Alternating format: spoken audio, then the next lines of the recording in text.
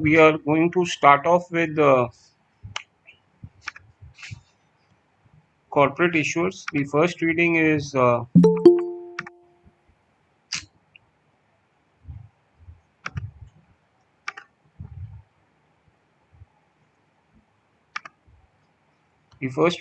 corporate structures and ownership, right? So this reading basically, so what is your corporate structure and business ownership? So see, when starting a business, there are different types of business ownership structures that you can choose from.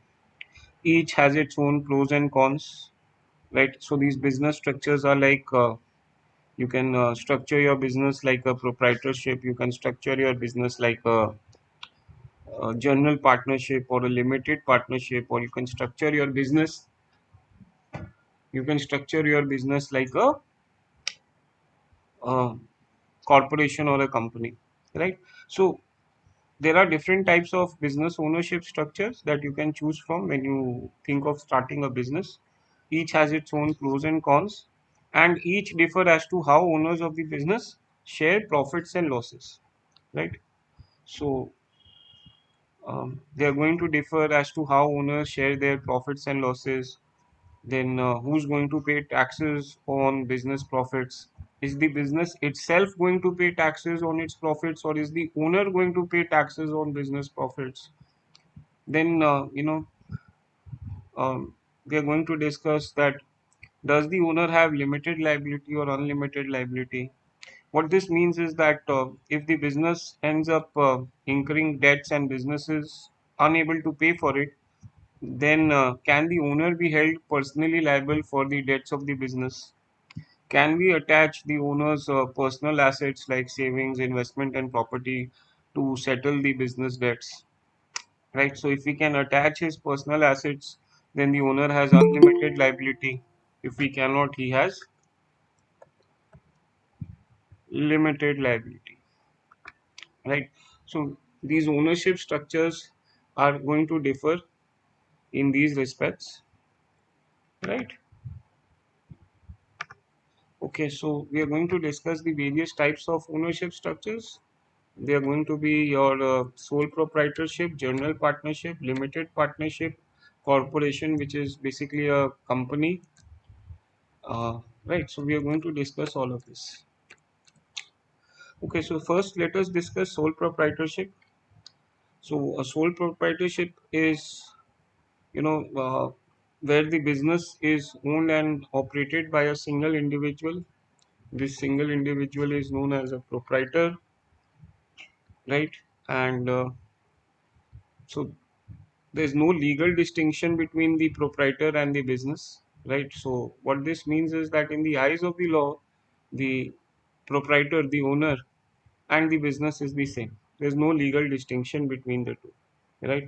So, and the next is that the proprietor has sole claim on the profits of the business, right? So he's the only one who's going to benefit from the business, and if the business gives losses, then he's the only one who's going to suffer, right? So that's the idea. And the idea is that in a sole proprietorship, the business does not pay taxes on its profits. The business does not pay any taxes on its profits. The profits and losses of the business are passed through to the proprietor, and they are included in his personal income tax return. And the proprietor would pay taxes on these profits on the basis of its on the basis of the individual tax rate, depending upon the income tax slab he falls into, right? So the primary idea is that the business is not paying taxes on the profits that it's generating. These profits are passed to the proprietor. They are included in the personal income tax return of the proprietor, and the proprietor is going to pay taxes on the business profits um, as per the personal income tax slab, um, as per the tax rate that that applies to the to the proprietor, right? So please, this primary idea is that business does not pay for its profit. Business does not pay taxes on its profits.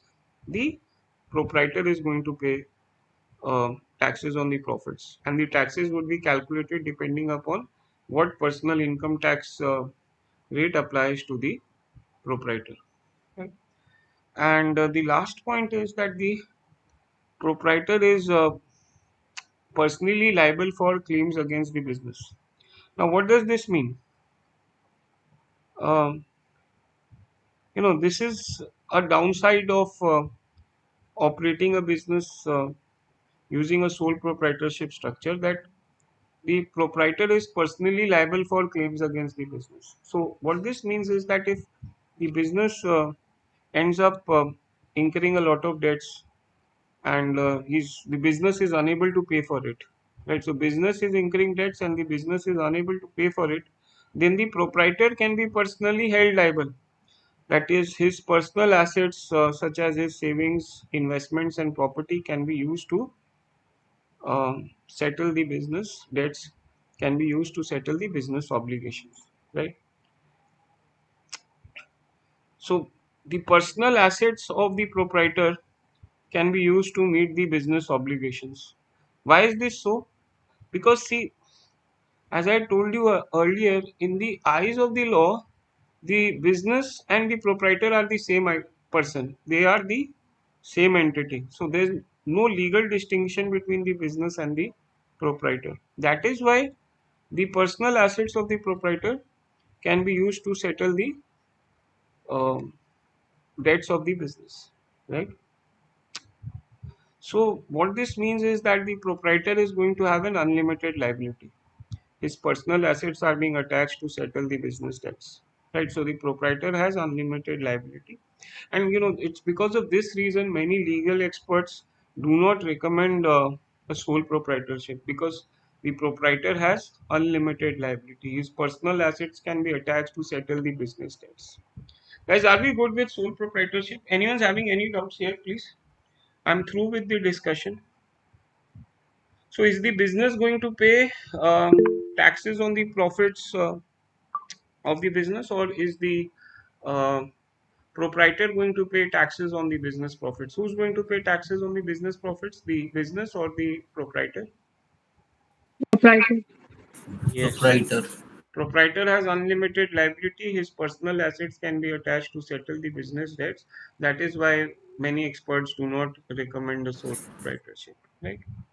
And his personal assets can be attached because in the eyes of the law, the business and the proprietor are the same. There's no legal distinction between the two.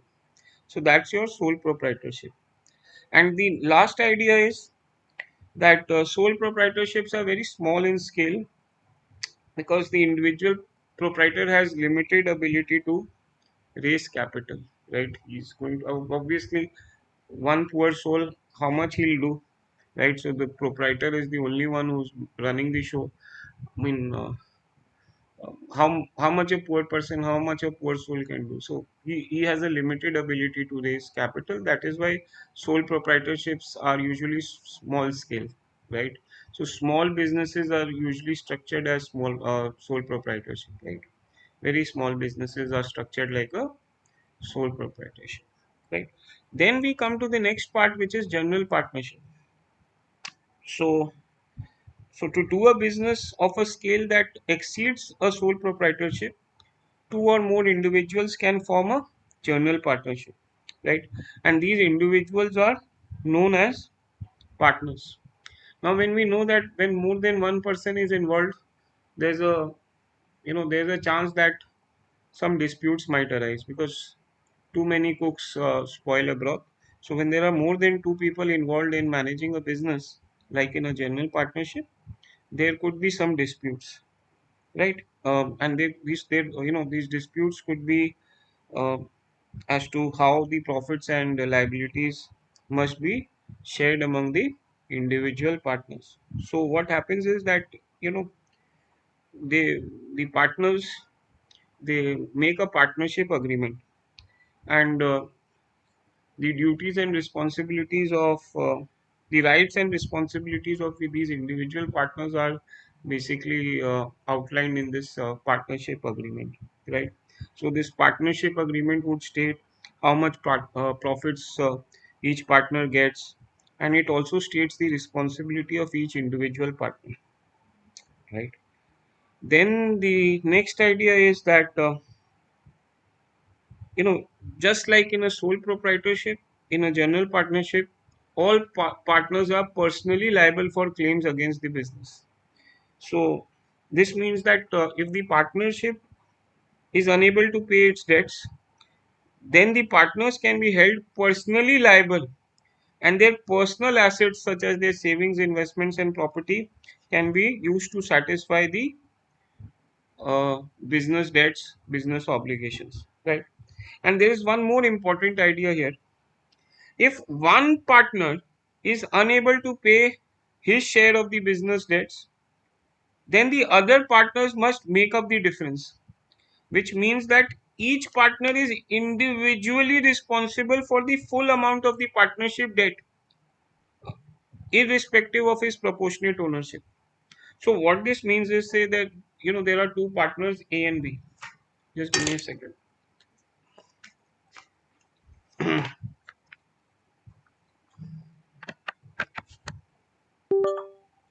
So say there are two partners A and B.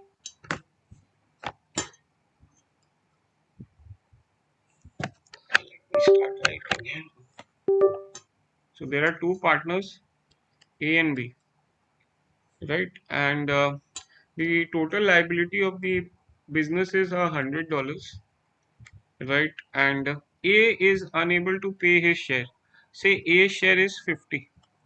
So out of the total debt of 100, A is responsible for paying 50, and A is unable to pay this 50. Then B will be responsible for paying the full amount of 100 to the creditors, right? So if so what this means is that this means that each partner is individually responsible for the full amount of the partnership debt, regardless of his proportionate ownership, right? So if the amount owed to the creditors is $100, and A's share of this particular amount owed is only 50, and A is unable to pay that 50, then B has to pay the full amount of 100. B cannot say that, okay, uh, we cannot tell the creditors that my share is 50, so I'll pay 50. No, we cannot say that. B's B is individually responsible for the full amount of the partnership debt, irrespective of his proportionate ownership in the partnership, right? So this is a very important point, very very important point.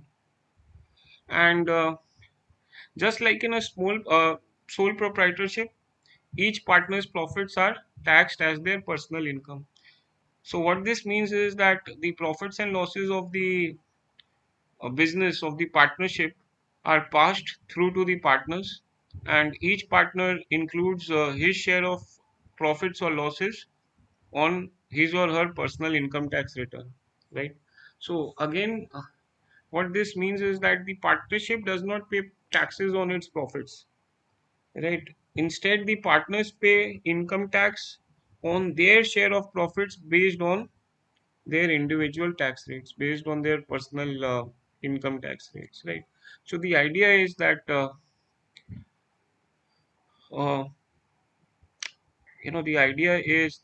the partnership does not pay taxes on its profits. The partners do, right? Partners do, right? And the other idea was that all partners are personally liable for claims against the business, right? And we had also discussed that uh, if one of the partners is unable to pay his share of the business debts, then the other partners must make up for the difference, right? So this is the idea, guys. Any doubts with this? Please tell me. Any issues here? Yes or no? Guys, all level 1, L1, L2, L3, guys. Guys, L1, L2, L3, please tell me like really fast.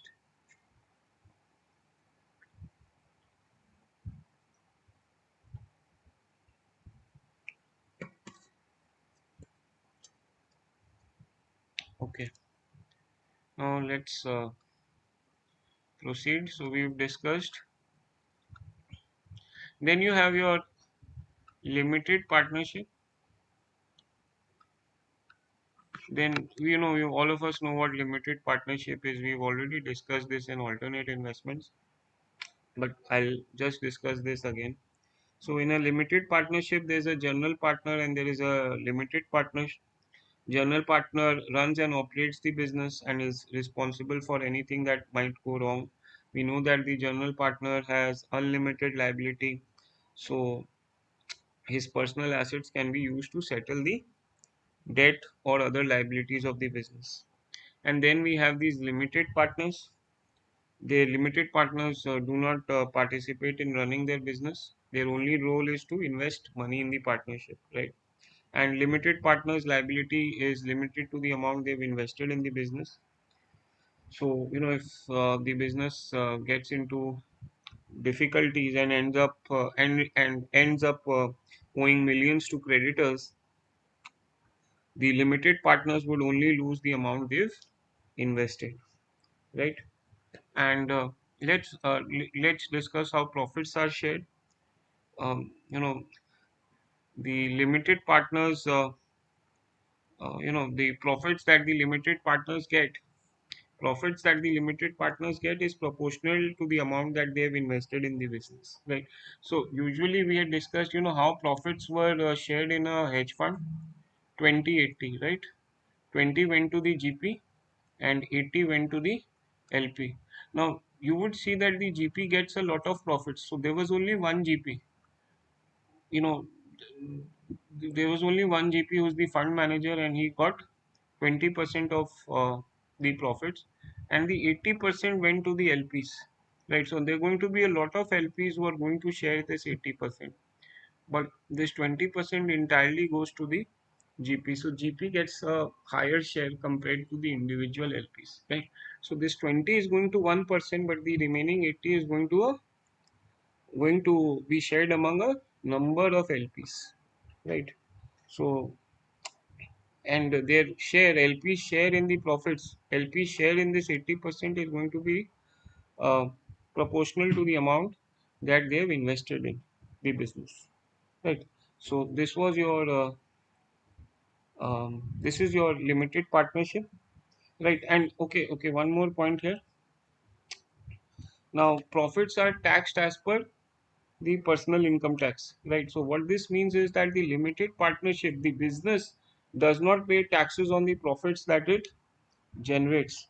The profits and losses of the business are passed through to the partners, and each partner includes their share of profits or losses on their personal income tax return, right? And they are going to pay taxes on their share of profits as per the individual tax rates that they that apply to them.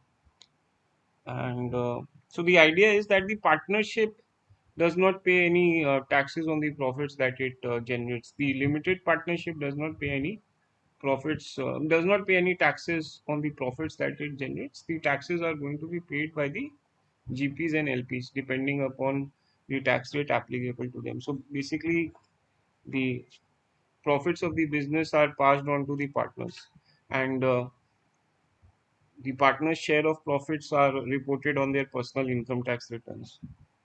Okay, so this is your limited partnership.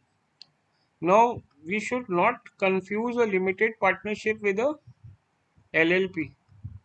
What does an LLP stand for? Limited, Limited liability. yes, limited liability partnership. Okay, so limited liability partnership, there is no general partner. There are only limited partners. There is no general partner in a limited liability partnership. There are only limited partners, no general partners. And all the limited partners are going to take active part in the management of the business. This is unlike a limited partnership where limited partners do not play an active role in the management of the business. In an LLP, all limited partners play an active role in managing the business, right? And Um, all partners are going to have limited liability. That's what the name suggests. Limited liability partnership. All partners have limited liability. Liability is limited to the amount that they've invested in the business. Uh, Now, what happens in that in US, only say law firms or maybe accounting firms or tax consultancy firms are allowed to create an LLP structure, right? Other firms are not allowed to create an LLP structure. Only law firms, accounting firms, or tax consulting firms are allowed to create an LLP, right? And limited partnership, we know from alternative investments that PE funds are structured as a limited partnership, hedge funds are structured as a limited partnership, right? And I had also told you why do private equity funds and hedge funds structure themselves as a limited partnership? Guys, tell me this. So we are through with private. We are through with alternative investments. I discussed this in. I remember discussing this. Why do PE funds and hedge funds structure themselves as a limited partnership? So that the GP can raise capital from the LPs, and by only contributing a little amount, he can control the Yes, fund. yes. So what we had discussed. So let me find some extra space. Okay. So we what we had discussed was that 99% of the capital in a PE fund is invested by the limited partners and only 1% by the general partner who's the fund manager, right? So his capital contribution of the GP is very low, right? He contributes only 1% of the total capital of the fund. But in spite of such a small contribution, he still gets to control the fund. That is, he still gets to decide where to invest the money of where to invest the capital of the fund, right? So this limited partnership structure allows the GP to retain control of the fund, retain control of the private equity fund, in spite of contributing a very small portion to the total capital, right? So that was the idea. Guys, are we good? All good with limited partnership and limited liability partnership? Don't confuse the two. In a limited liability partnership, there's going to be no general partner. They're only going to be limited partners. And all limited partners will take active management in the business. All of them are going to work. They're going to take active part in the day-to-day management of the business, and they're going to have limited liability, as the name suggests, limited liability partnership. Guys, are we good? Yes or no? Should I move forward? L1, L2, L3. Guys,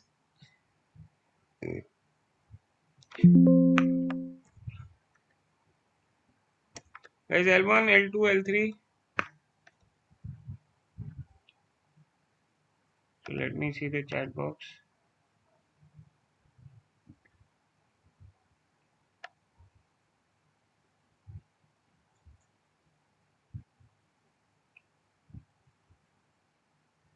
Okay, then the next part is corporations, or basically corporations you can also say as limited companies, or if they are your limited companies.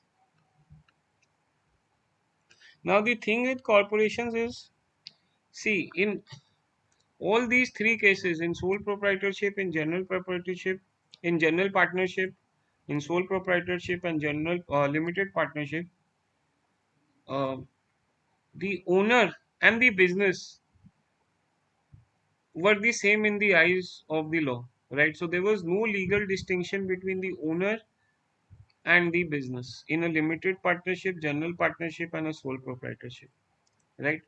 So owner and the business were the same in the eyes of the law. But in a corporation, the owner and the business are not the same in the eyes of the law, right? So the owner is a separate legal entity and the business is a separate legal entity.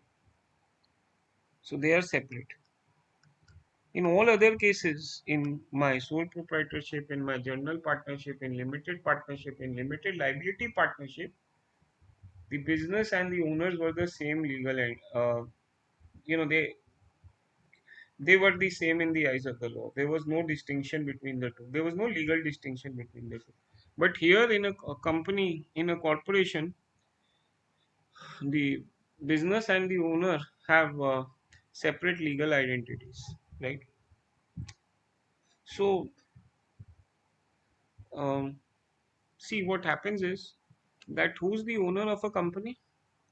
The shareholders of the company are the owners of the company, right? The shareholders are the owners of the company, right? So, guys, are we aware of this? That the shareholders, equity shareholders of the company are the owners of the company. The common equity shareholders of the company are the owners. Guys, are we aware of this? Yes or no? Are all of us aware of Yes. this? Common equity Yes, sir. shareholders of the company are the owners of the company, right? So think of a very large company. In a very, very large company, there are going to be thousands or maybe tens of thousands of shareholders. So it's not possible, not realistic for these tens of thousands of people, tens of thousands of shareholders, owners to run the company. So what these shareholders do, what these owners do, they delegate their powers to board of directors, right? So what the shareholders are going to do is they are going to elect a board of directors. They are going to delegate their power to board of directors because it's not practically possible for tens and thousands of people to run the company. There are going to be tens and thousands of shareholders, right? And all of them collectively can't run the company, right? Then it's going to become a fish market. Someone's going to say do this, someone's going to say do that, and they're going to fight. So not practically possible for all of them, for all the shareholders to run the business. So what they do is that they appoint board of directors, and these board of directors are usually very sophisticated people, very knowledgeable people. They have very good knowledge of the business in which the company is doing. So the shareholders appoint board of directors. They delegate their powers to the board of directors. And what these board of directors are going to do is, these board of directors is going to appoint the senior management of the company. Senior management of the company is like your CEO, CFO, all these people. Guys, can you see the screen? Can you see this structure, this hierarchy that I'm creating? Is it visible to you? Yes, sir. Okay, so the board of directors are going to appoint the senior management, and the role of this management is to oversee uh, the day-to-day operations of a company. And the role of the board of directors is to oversee the management, right? So the shareholders are going to appoint the board of directors are going to appoint the management, right? Management are management are going to oversee the day-to-day activities of the business, and the directors are going to oversee the management, right? So see, now the management is not going to do the day-to-day tasks and on operations of the business on their own, right? So what they do is that they appoint employees, right? The management, they appoint employees, and it's the employees who are going to carry out the day-to-day tasks and operations of the business, right? So the structure is now something like this. Shareholders delegate their power to the board of directors. That is, the shareholders elect the board of directors. Board of directors appoint management. Management appoints the employees. The board of directors are going to oversee the management. Management is going to oversee the employees, right? And these board of directors and the senior management, they are supposed to act in the best interest of the shareholders of the company. So they should not act in their own self interest, right? The board of directors and the senior management should not act in their own self interest. They should act in the best interest of the shareholders, right?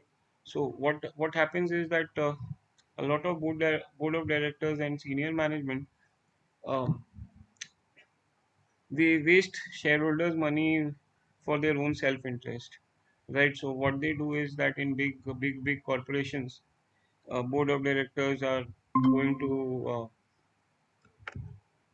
guys, did I lose connection? Hello? Yes, sir. Yes, sir. So what was I saying? What was I saying at the end?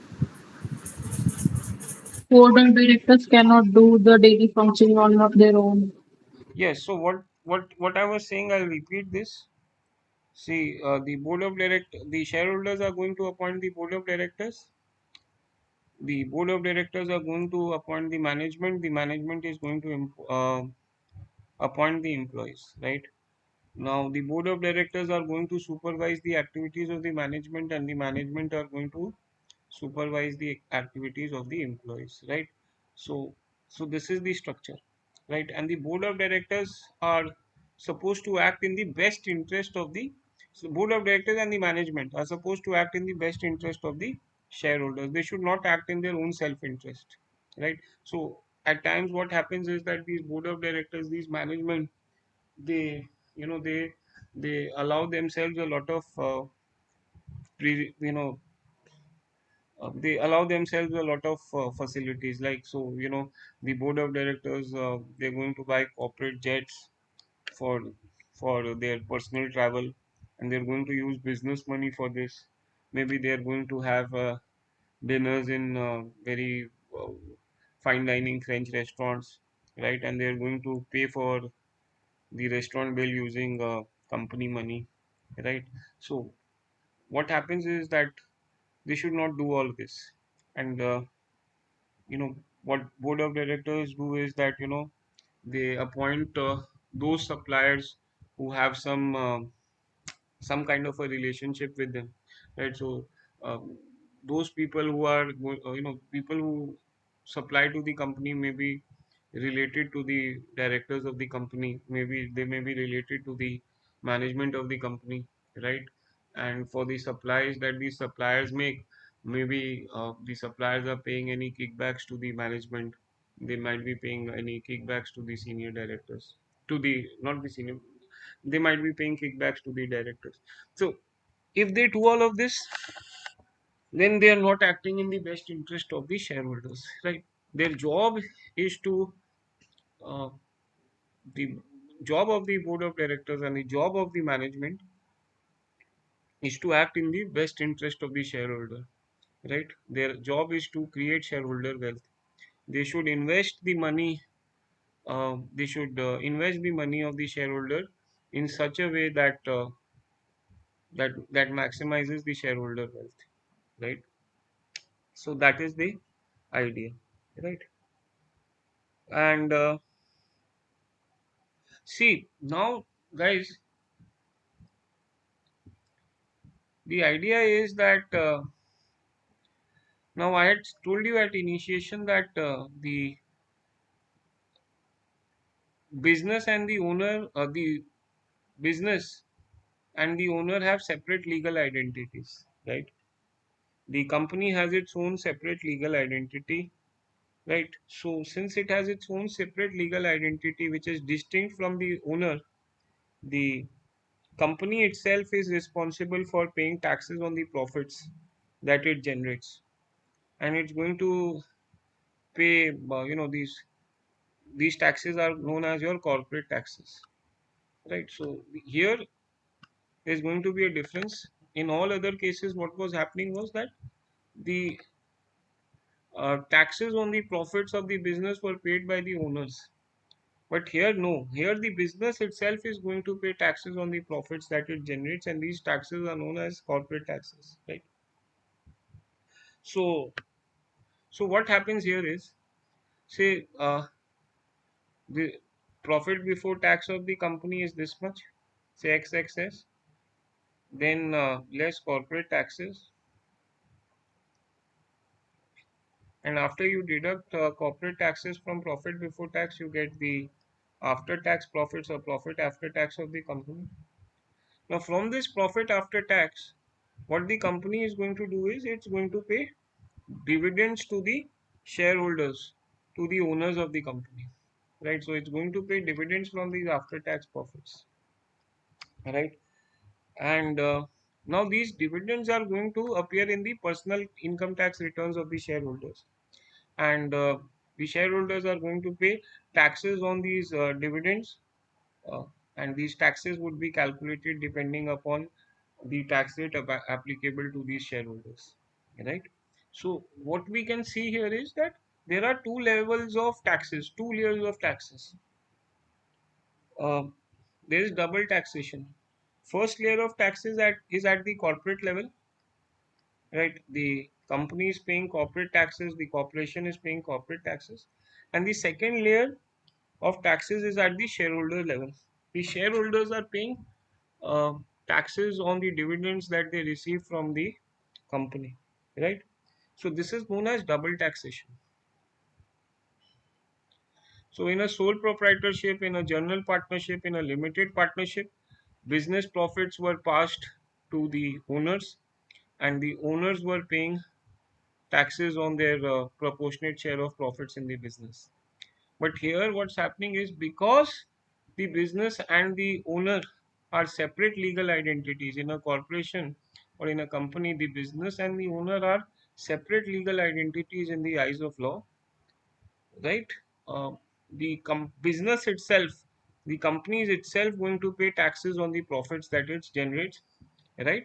Uh, these profits are not going to be transferred to the shareholders, right? So they are later on in the form of dividend. So what happens is that whatever profit before tax the company generates, it pays corporate taxes on that, and from the after tax profits, dividends are distributed to shareholders, and the shareholders pay dividends on the shareholders pay taxes on the dividends that they receive from the company. So there are two level of taxation. This is known as double taxation. Guys, are we good? Any doubts here, please? Any issues? Guys, any issues? Yes or no, please? All good? Yes. Any doubts? Now tell me, in a company, all L1, L2, L3 guys, please tell me. L1, L2, L3.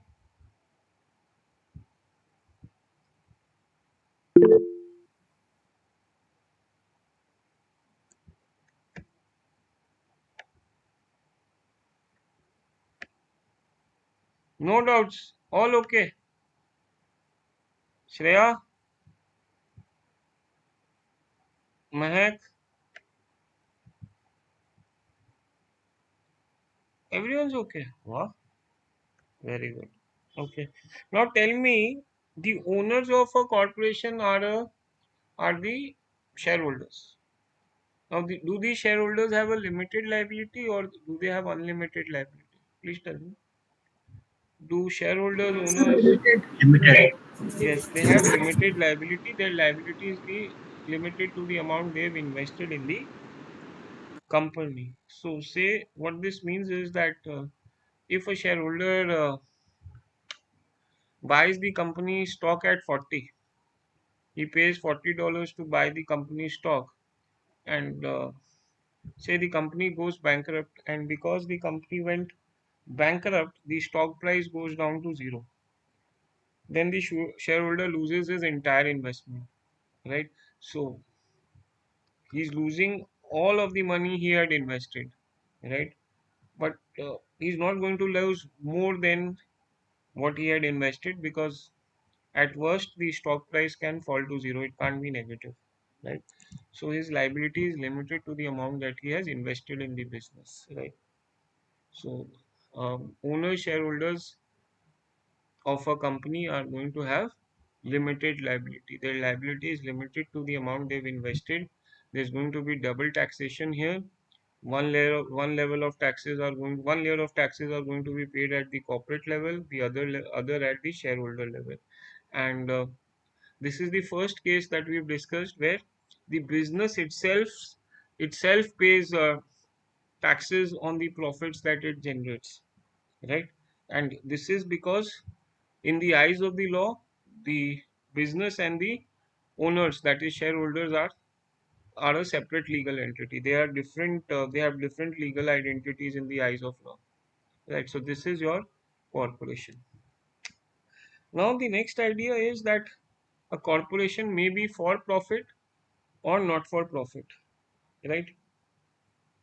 Uh, so not for profit organizations are, they are typically established to pursue social or charitable purposes, and since they pursue social or charitable purposes, they are generally tax free. That is, whatever the income they generate, that is not taxed.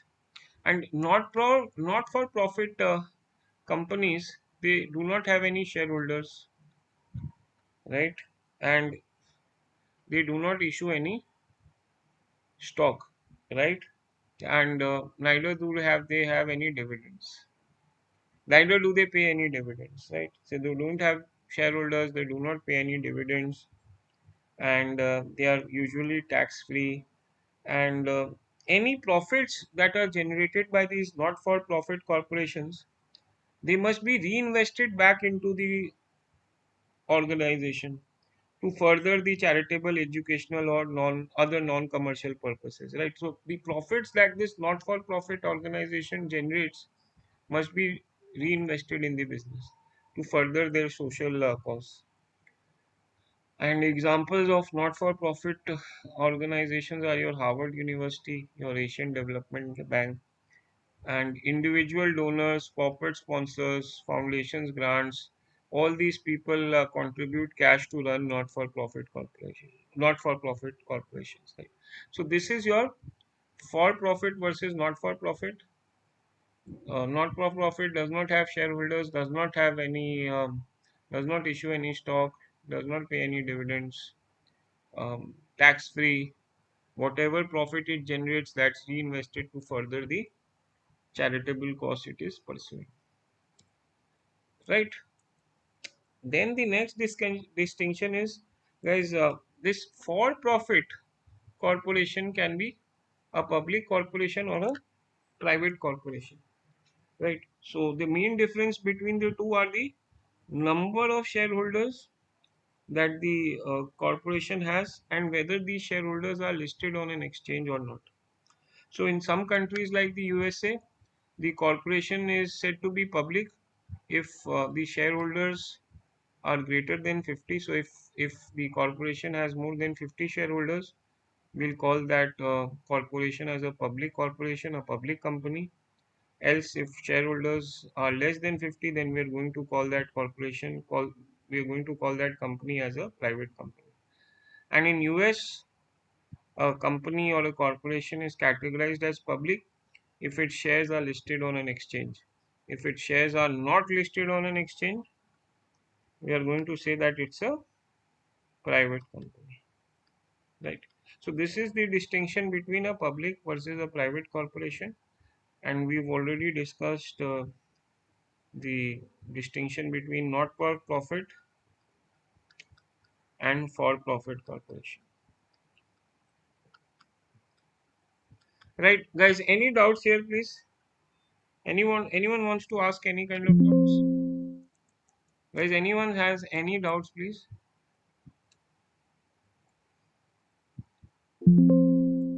Guys, any doubts, please? Yes or no? Please ask me now. All L1, L2, L3, please.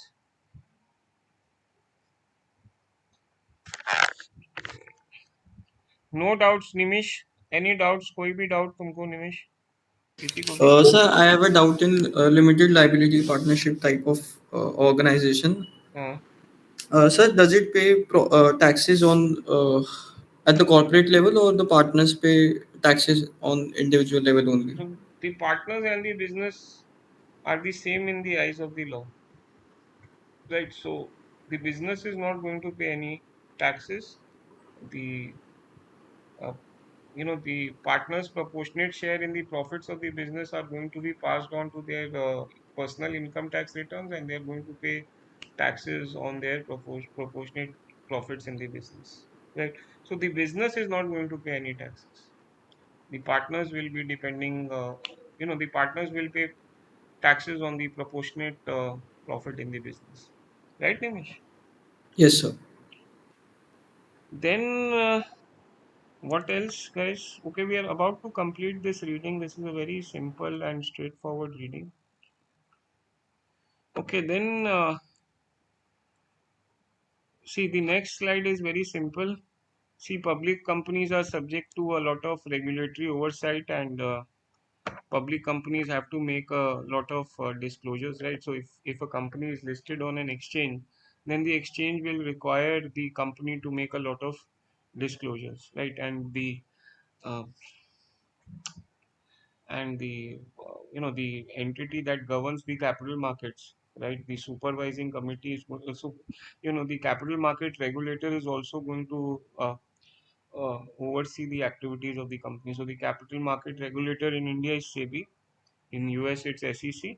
The SEC is going to it's going to oversee the activities of the public companies, right, companies listed on the exchange, right. So what's going to happen is that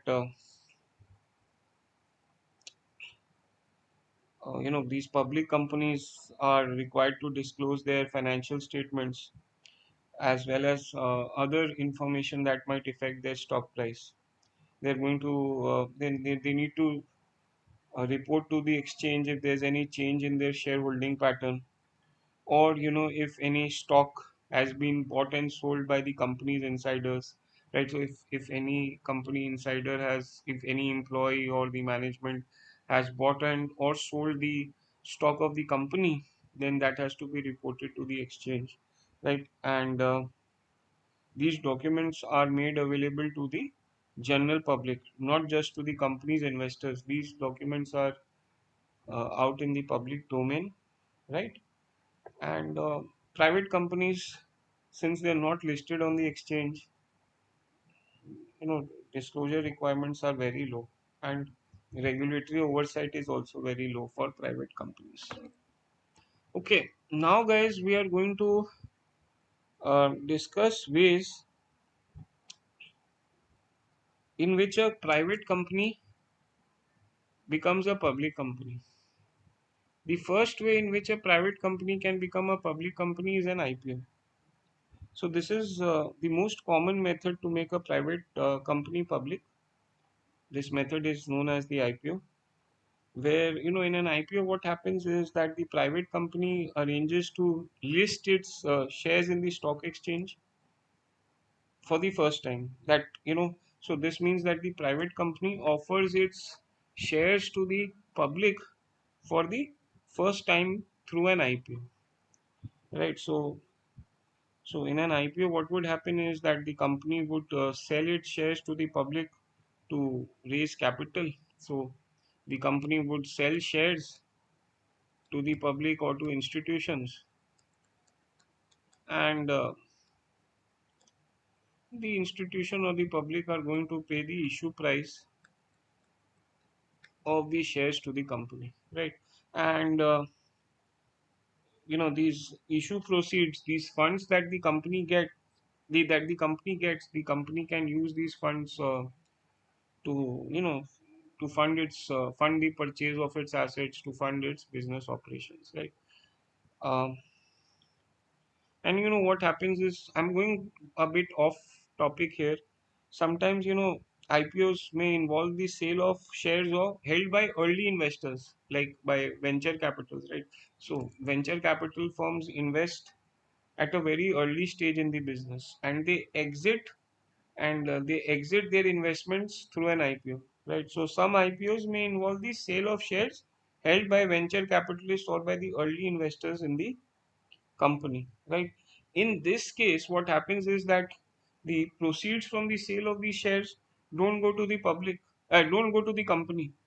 The sale proceeds um, goes to the early Venture. investor who's exiting his investment in the company, right.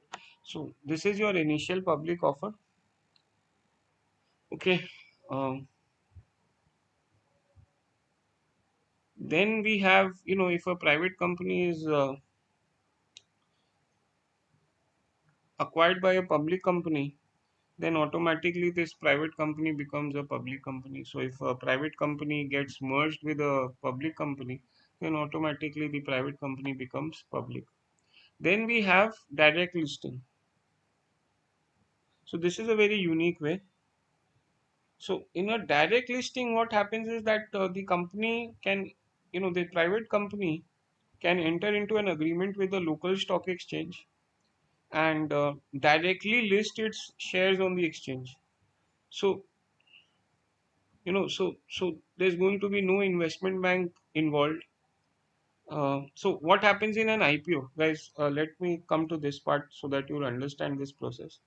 So during the IPO process, what happens is that the private company, is going to work with an investment bank, and this investment bank is going to act as a underwriter, right? So in an IPO, the company works with an investment bank. This investment bank acts as an underwriter. Do you know who that underwriter is, guys? What is the job of an underwriter?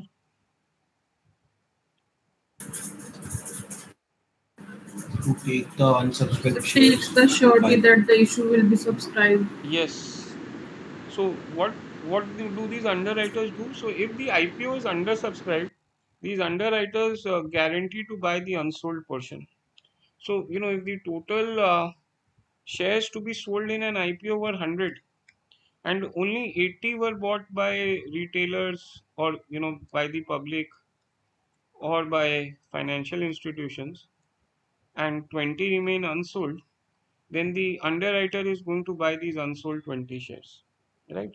So underwriter is, guarantees, he basically guarantees to buy any unsold portion of the IPO, right?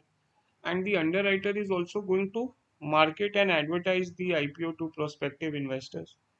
And the private company is going to work with the underwriter to decide the initial price at which the shares should be sold um, to the public and the financial institutions.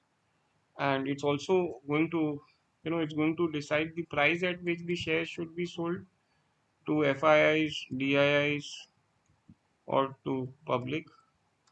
And it's also going to decide the number of shares or the quantity of shares that that should be sold, right? And they are also going to decide the other details of the offering, right? So the company works with the IB to decide with the underwriter to decide the prices at which the shares should be sold and the quantity of shares that must be sold, right?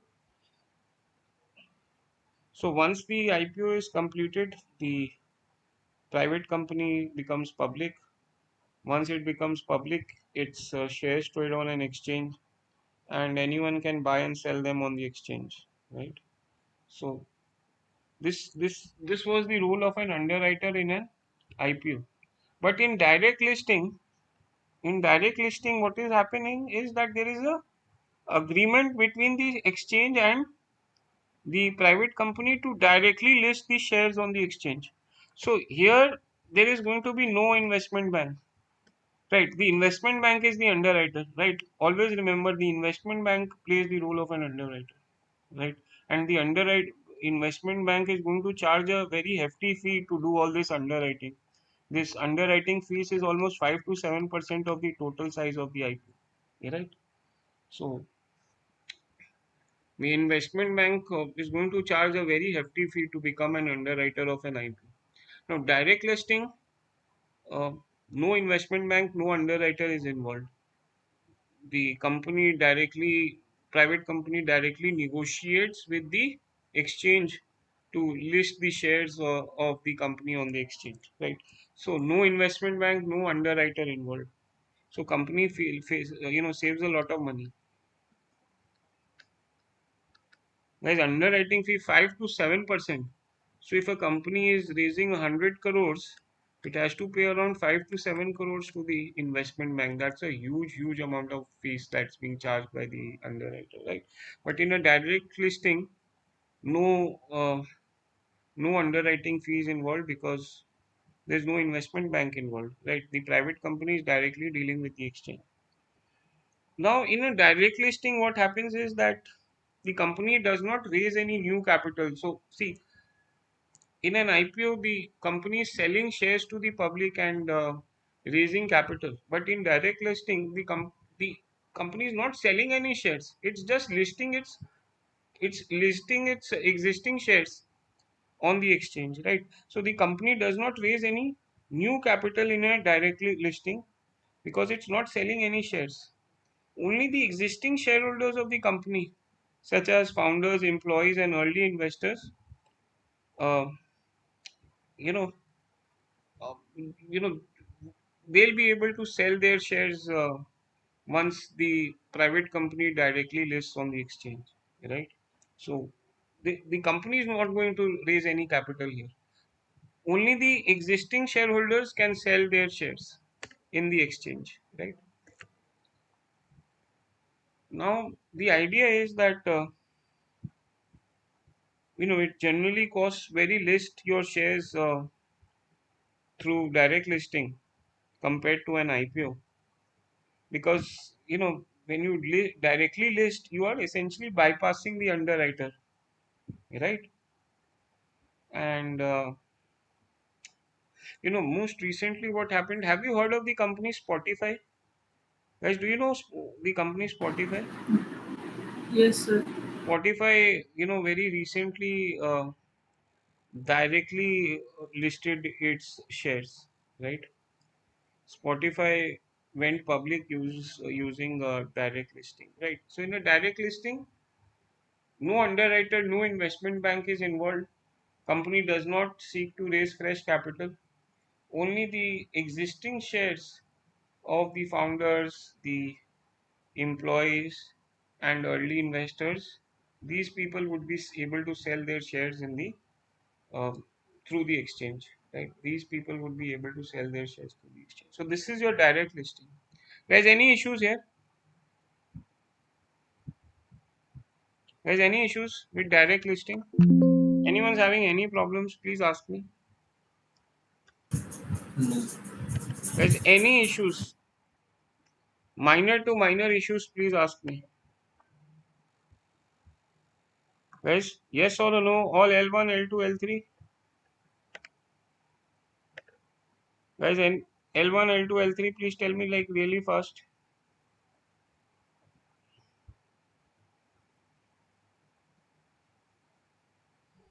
Okay. Last part, and we are over with this particular reading, which is your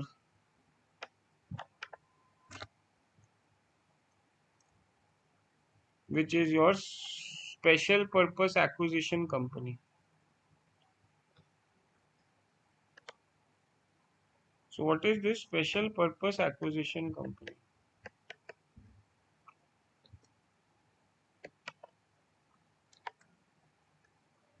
Let's discuss this and let's get over with this reading.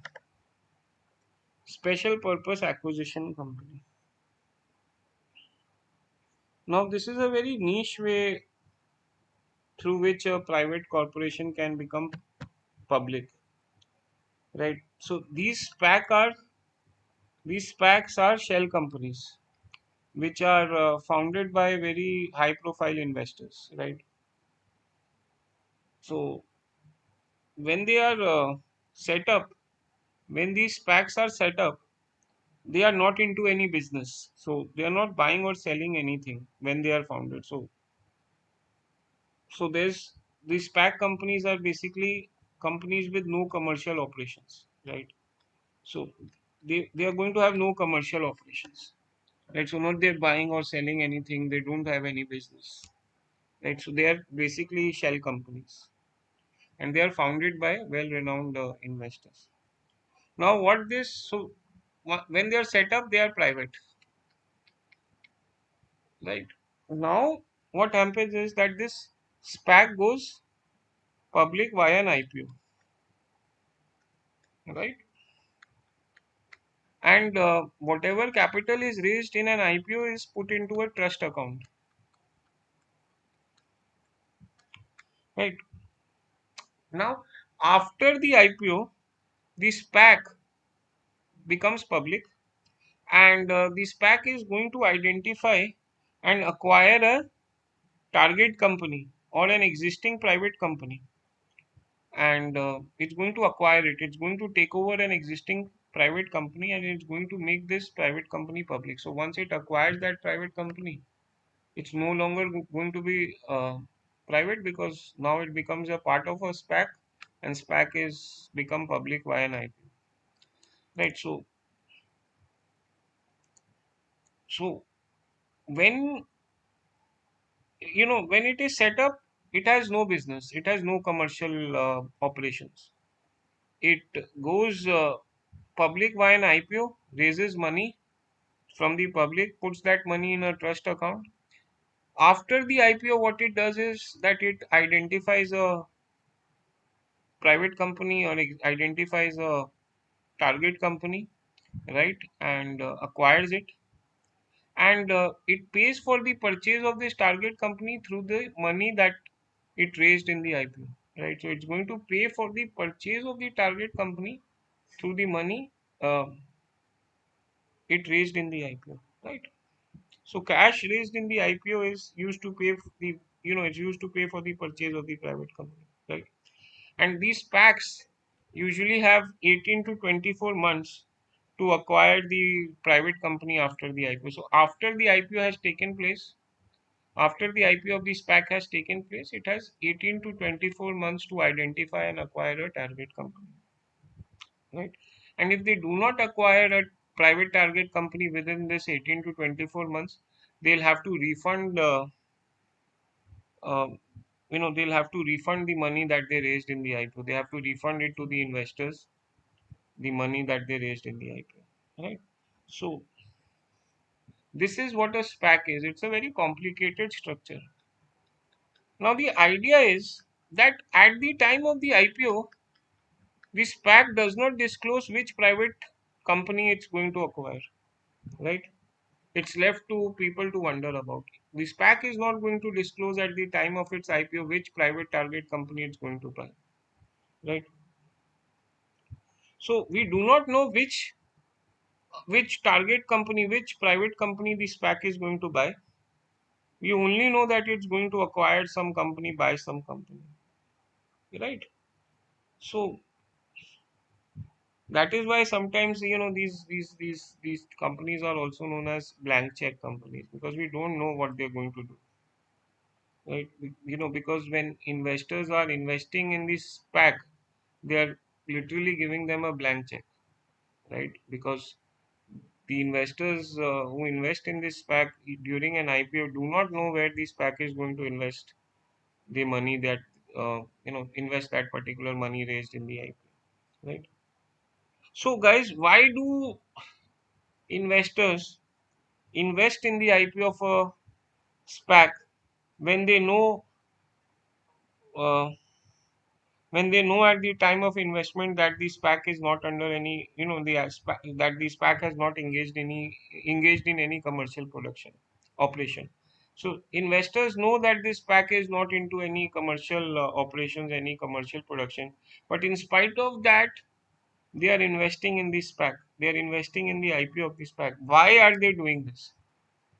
See, if a company does not have any commercial operations, if the company does not have any commercial business, why on earth will I invest in that particular company? But people are investing in this SPAC in spite of knowing that it has no commercial operations. Why on earth are they doing that? Can you tell me? Guys, why on earth are they doing this? Guys, can you tell me?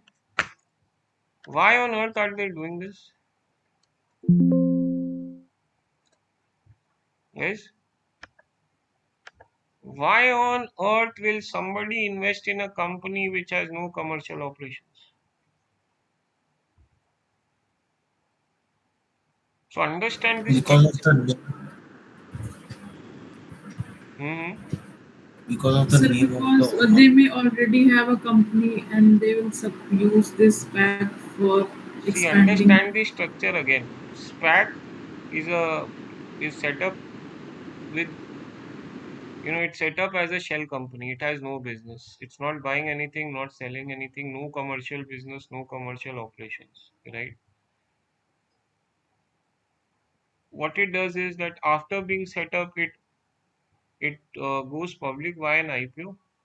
It sells its shares to the investor, and in turn, investors pay them the issue price. So they collect the issue proceeds.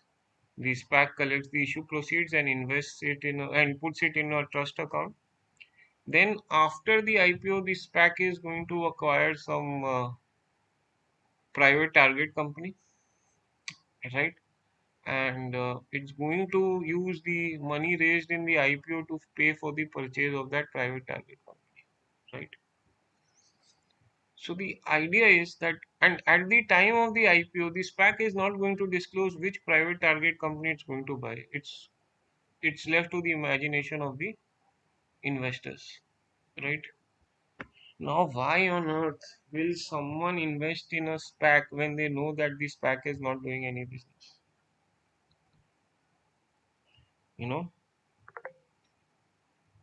so to all the girls here, are you going to marry someone who does not do anything? To marry a husband who does not have no husband, right? So, why on earth, why on earth will someone invest in a SPAC? See, people invest in a SPAC because the first line I told you is SPAC are set up by very very famous investors, right? So So the they also have underwriters. yeah, they're going to have underwriters. Yes, they're going to have underwriters. They're going to go public via an IPO, so they're going to have underwriters, right? So see, investors rely on the SPAC founders, and these SPAC founders are very, they are very very high profile investors. So they rely on these high profile investors. They rely on the intelligence of these high profile investors, right? So for this reason, what matters is who founded this SPAC, because you know investors rely on how smart, how intelligent the SPAC founder is. So that is why many SPACs are backed by renowned and high-profile investors. So have you heard of Richard Branson, guys? Do you know who's Richard Branson, guys? Do you know? Virgin Atlantic. Yes, he's the founder of the Virgin Group of companies, Virgin Atlantic. It's a Galactic. Yes, and he's the sponsor of VG Acquisition Corp, which is a SPAC, right? So, so people do not rely on what at the time of the IPO, they are relying on the intelligence of Richard Branson. So they kind of think that Richard Branson has built very good businesses in the past and he's going to do so in the future. So they rely on the credibility of Richard Branson, right? And so that is why investors invest in the SPAC at the time of the IPO, in spite of the SPAC not doing any business, right? And what other things that these SPACs do is that they affiliate with the celebrities or famous athletes, right, to attract attention. So they're going to run advertisements featuring various celebrities, various Hollywood actors, or various basketball stars, right? So I remember one basketball star who died a few years back, Kobe Bryant. He died, right? I don't know if you follow basketball or not. Kobe Bryant died, right? He was a very famous basketball player. So he was affiliated with a few of these SPACs, right? So this is what a SPAC is, and this SPAC is a way for a private company to go public, right, guys? So we are through with this chapter. This reading is over. Do we have any doubts, guys? Guys, any doubts with this particular reading? This reading is done and dusted with. Can ESOP be sold through a direct listing?